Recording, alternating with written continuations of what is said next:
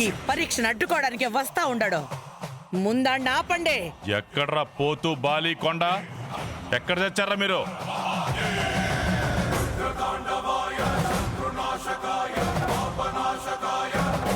ఎవడైనా నా మరదలు శివపార్వతిని ఇంకా ఇంకా ఏడిపించాలని చూస్తే మాత్రం సంతాన లక్ష్మి గుడిలో బలిబడాలు మొదలవుతాయి.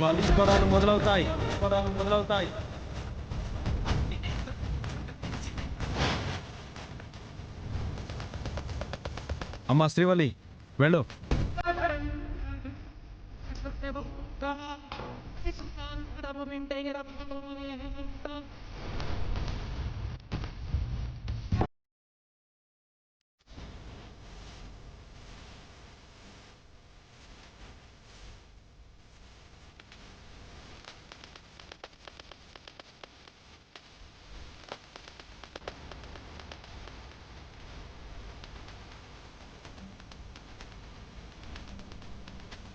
ఏంటి బాబు నువ్వు? ఆ అమ్మాయి ఎక్కడుంటే నువ్వు అక్కడ ఉంటావా? శివుడున్న చోటే గంగా, భక్తుడున్న చోటే భగవంతుడు.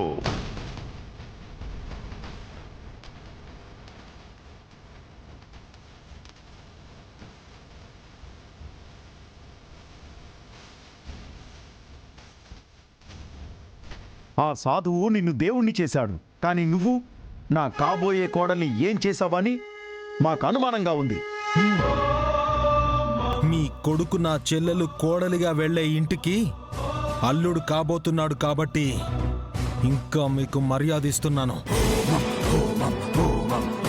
లేదంటే మీ నాన్న వయసు ఎంత అని అడగకుండానే కొట్టేవాణ్ణి. ఏంటి బాబు, రౌడీజం చేస్తున్నావా ఏంటి?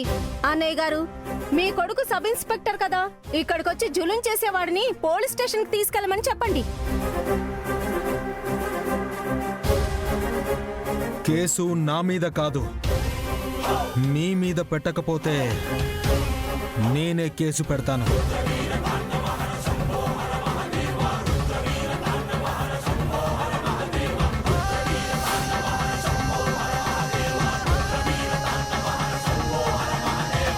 గంగా, ఇది మా కుటుంబానికి సంబంధించిన వ్యవహారం. నువ్వు అనవసరంగా తలదోర్చొద్దు. మీ ఇంట్లో గొడవ అయితే గడప దాటకూడదు. ఈ గుడిలోకి వచ్చారంటే ఇక్కడ ఏ అన్యాయం జరిగినా సరే కాపాడడానికి ప్రతి భక్తుడు దేవుడవుతాడు. బావా, చెప్పు బావా. ఇక్కడ తప్పెవరిది? అడ్డుకున్న నాదా, అడ్డదిడ్డంగా ప్రవర్తించే వీళ్ళదా? చూడు బావా, నేను పోలీస్ వాడిని అయినా సైలెంట్గా ఉండడానికి కారణం ఏంటంటే ఇది ఊరి ఆచారం అంటున్నారు. మా చెల్లి మీద పడ్డ నిందను తను ప్రమాణం చేస్తే తొలగిపోతుందన్నారు. పొర్లు దండాలు పెట్టించారు. మీరు చేసే పాపాలు తొలగిపోతాయేమో.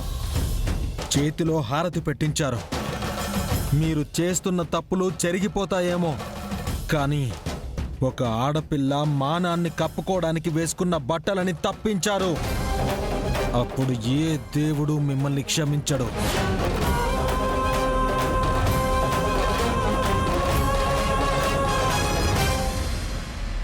బాబు, నువ్వు బానే చెప్తున్నావు.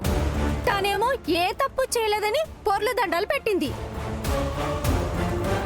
చేతిలో కర్పూరం పెట్టుకొని చెయ్యి కాల్చుకుంది. కన్యో కాదోనని పెద్దవాణ్ణి పురమాయించి పరీక్షిద్దామంటే మధ్యలో నువ్వు వచ్చి గొడవ చేస్తున్నావు. అయినా నువ్వంతా నిజాయితీ గలవడివే అయితే అమ్మవారి ముందున్న శూలం మీద ఒట్టేసి చెప్పు.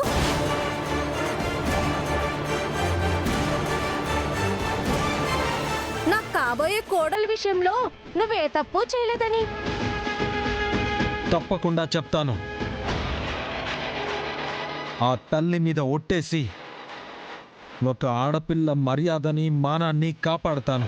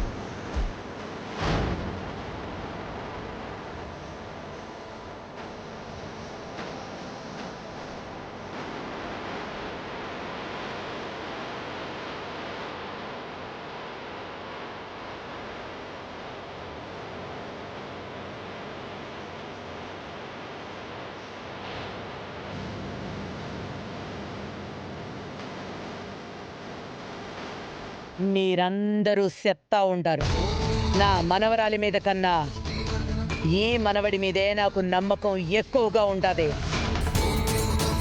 గంగంటే నిజంగా సత్య హరిశ్చంద్రుడే. ఒట్టేశాడంటే అబద్ధాన్ని మట్టు పెట్టినట్టే. శివపార్వతి శీలం మీద ఎట్టాంటి మచ్చ పడలేదనేసి ఒక్క మాట గట్టిగా చెప్పు గంగా.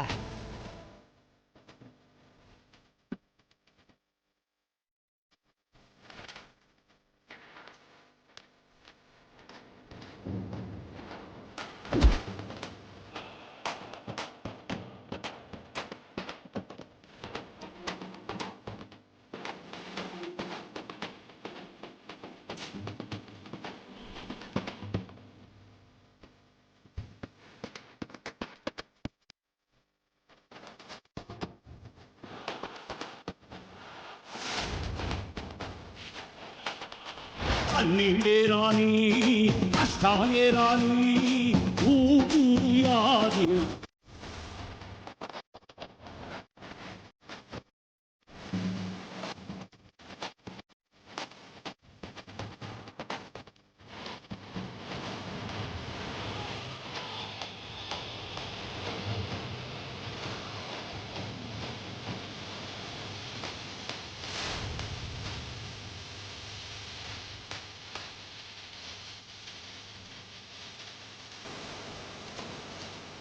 అన్నయ్య, రక్తం వస్తుంది.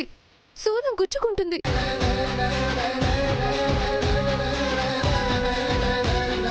శూలం అన్నా గుచ్చుకుంటుంది శ్రీవల్లి. పైగా అది ఒకటి కాదు, 3 మొనలున్న శూలం. అందుకే దాన్ని త్రిశూలం అంటారు. శివపార్వతి ఇక్కడ, గంగా అక్కడ. తన చెయ్యి కింద శూలం, ఎదురుగా అమ్మవారు.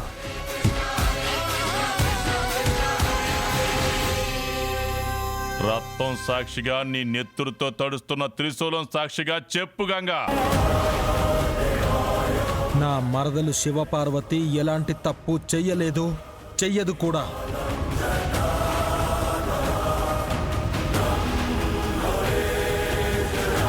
నేనైనా సరే తన మాన మర్యాదలను కాపాడుతూ గౌరవిస్తూ వచ్చానే తప్పించి ఏ రోజు భంగం కలిగించలేదు.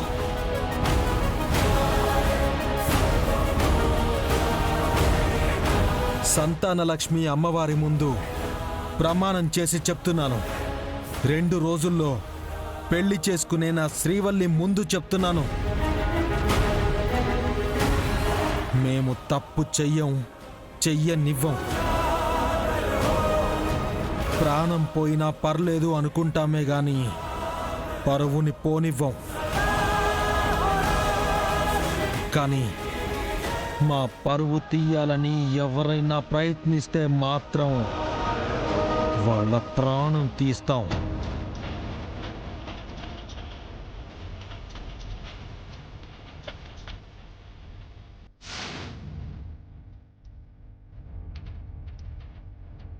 అది ఈ ఊరికి తెలుసు. ఇప్పుడు ఈ ఊరికొచ్చినా నీకు కూడా తెలుస్తుంది.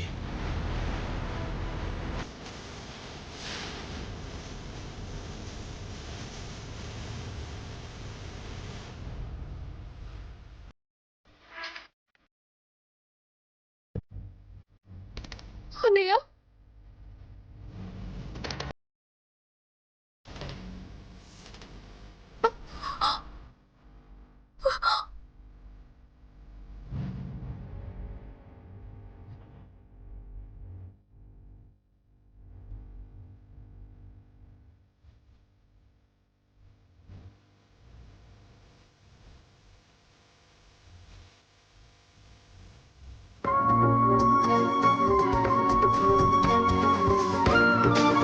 ఎందుకన్నయ్య వాళ్ళు వీళ్ళు మాటలు విని నిన్ను నువ్వు గాయపరుచుకుంటావు? శ్రీవల్లి, వీళ్ళు చేసిన అవమానానికి శివకైన గాయం కన్నా ఈ నెత్తుటి గాయం పెద్దదేం కాదమ్మా.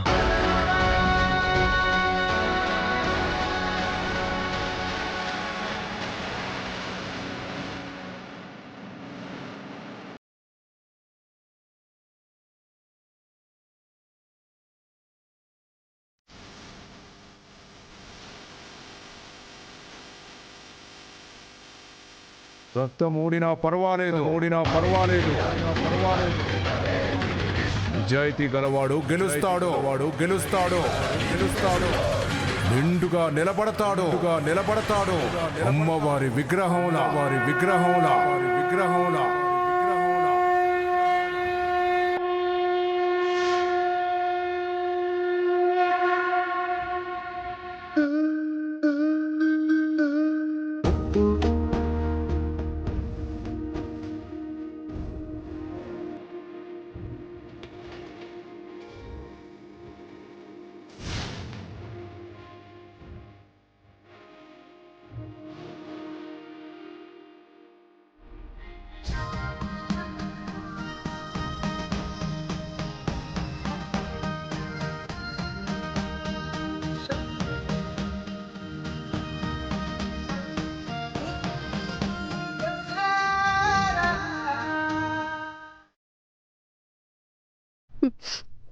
నేనొచ్చి పక్కన కూర్చున్నా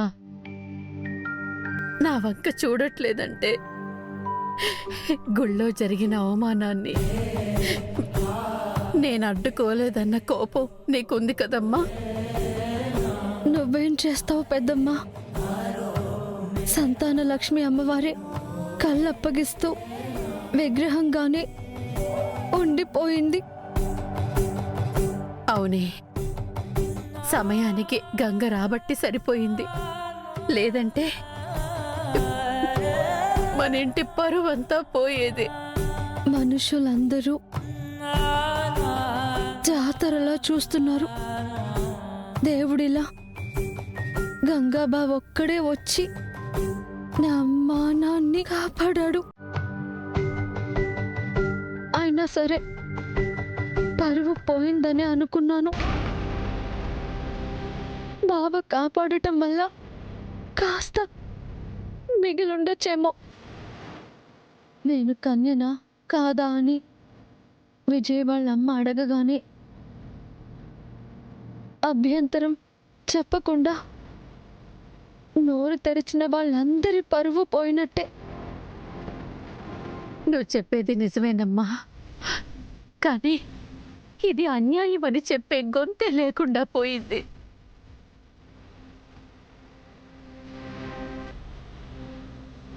ఉండరు, లేరు. ఊళ్ళో వాళ్ళ గొంతులు నొక్కిందే మీ ఆయన పెద్దమ్మ. పెద్దనాన్ని ఆపమని నోరు మెదపకపోతే ఎవరు మాత్రం ముందుకెందుకొస్తారు? ఒక్క గంగా బావ తప్ప. గంగా వాళ్ళమ్మ పోలిక, అన్యాయాన్ని సహించడు. కానీ అన్యాయంగా శ్రీవల్లి మెడలో తాళి కడితే మాత్రం ఆ దేవుడు ఊరుకోడు. నేను ఆపుతాను, ఎలాగైనా ఆపుతాను, ఆపి తీరతాను. జరగదు ఈ పెళ్ళి. జరిగింది మర్చిపోసివా. మనసులో పెట్టుకుంటే పెళ్లి చేసుకుని కాపురం చెయ్యలేవు.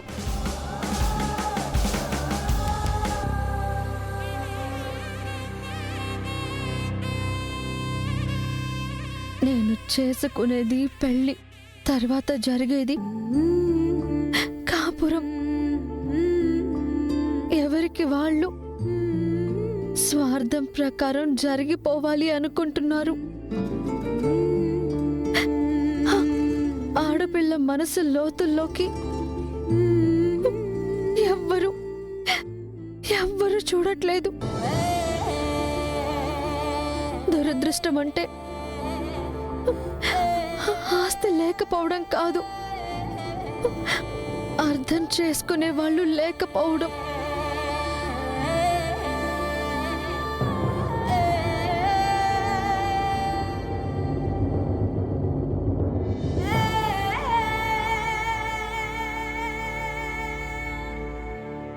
నలుగురు చెల్లెల్ని బంగారంలో పెంచిన చెయ్యిది.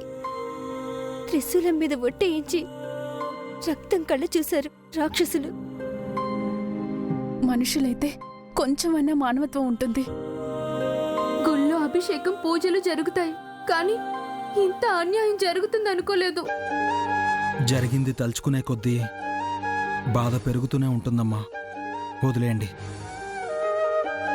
మనమే ఇంతలా బాధపడుతున్నామంటే శివకి ఎలా ఉంటుందో కదా. కుమిలిపోతూ ఉంటుంది. ఇంత జరిగాక వాడినే పెళ్లి చేసుకుంటుందా? కుముదా, స్కూల్కి వెళ్ళే పిల్లవి, పెద్ద పెద్ద విషయాలను మాట్లాడుకో. అది కూడా ఆడపిల్లే కదన్నయ్యా. ఆ మాత్రం కోపం రావడంలో తప్పు లేదు. తమ్ముడు కూతురికంత అవమానం జరుగుతుంటే మిన్నకున్నా పోయిన మావయ్య వాళ్ళ ఇంటికెళ్ళి అక్క కోడలిగా సంతోషంగా ఉండగలదా? ఏ మీరేంటి ఏదేదో ఊహించుకుని మాట్లాడుతున్నారు? వాళ్ళ గౌరక్క ఏమైపోయిందో తెలుసు కదక్క. అది గౌరీ వాళ్ళ అత్తారింట్లో ఏవేవో సమస్యలు. తిరుపతి అత్త బంగారం. నేను సంతోషంగా ఉండగలను. నీకు ఆ నమ్మకం ఉంది కదమ్మా. చూసారా, మీ మాటలతో అన్నయ్యని కూడా ఆలోచనలో పడిపోయేలా చేశారు. వెళ్ళి పడుకోండి. పిచ్చి పిచ్చి మాటలు మాట్లాడకండి. అన్నయ్య, నేను అత్తారింట్లో అందరికన్నా ఆనందంగా ఉంటాను. ఇది నిజం.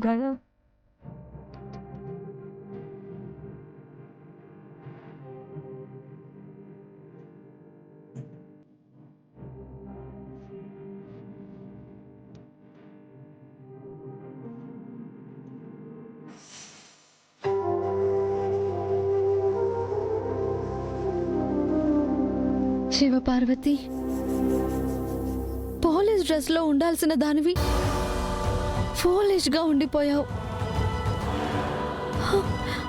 అవును, నిన్ను కోడలిగా చేసుకోబోయే వాళ్ళు నీ క్యారెక్టర్ని అవమానిస్తూ, నీ మనస్తత్వాన్ని అవమానిస్తూ, బ్రతికుండగానే నిన్ను ప్రమాణం పేరుతో చేతిలో కర్పూరం వెలిగించి తగలబెడుతూ ఉంటే ఇంకేం వెలుగుబెట్టాలని నువ్వు ఈ పెళ్లికి సిద్ధపడ్డావో నాకు అర్థం కావట్లేదు.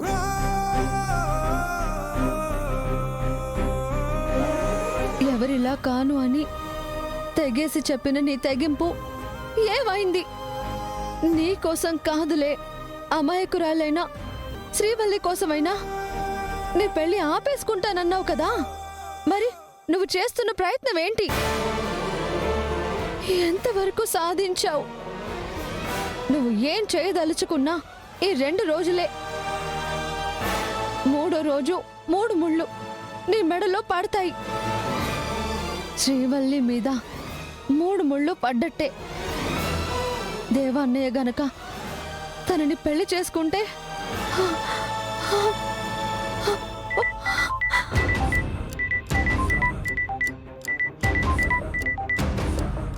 హలో లాయర్ గారు. అమ్మా, నీ దేవరాజు అనే నిజస్వరూపం బయట పెట్టడానికి ఒక మంచి అవకాశం దొరికింది. ఏంటి సార్ అది? నెల్లూరులో తను డ్యూటీ చేసేటప్పుడు తన మీద ఒక చీటింగ్ కేసు రిజిస్టర్ అయింది. దేవా అన్నయ్య మోసం చేశాడా?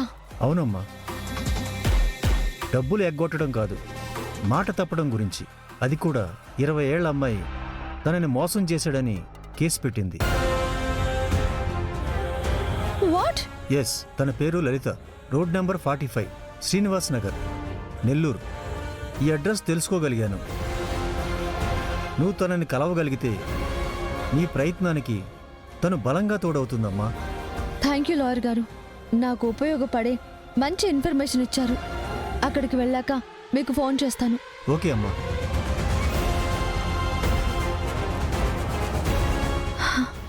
గంగా బావ ముందు మా అన్నయ్య క్యారెక్టర్ని బట్టబయలు చేసే అవకాశం దొరికింది.